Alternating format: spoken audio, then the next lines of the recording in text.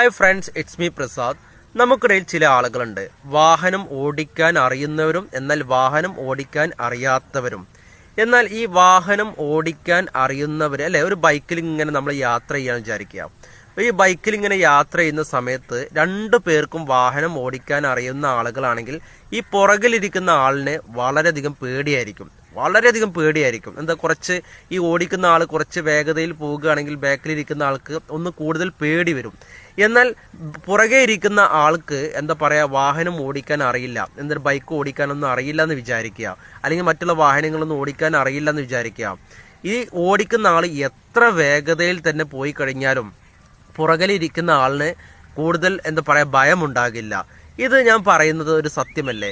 കാരണം എന്താ, നമ്മുടെ ജീവിതത്തിൽ നമുക്കൊക്കെ വാഹനം ഓടിക്കാൻ അറിയാത്ത ഒരു അവസ്ഥയിൽ വാഹനം ഓടിക്കുന്നവർ എത്ര വേഗത്തിൽ പോയി കഴിഞ്ഞാലും നമുക്ക് പേടിയുണ്ടായിരുന്നില്ല. പക്ഷെ ഈ ഒരു സമയത്ത് വാഹനം ഓടിക്കാൻ അറിയുന്ന ഒരാൾ കൂടെ നമ്മൾ യാത്ര ചെയ്യുന്ന സമയത്ത് ഉള്ളിൻ്റെ ഉള്ളിലൊരു ഭയമാണ് അല്ലേ?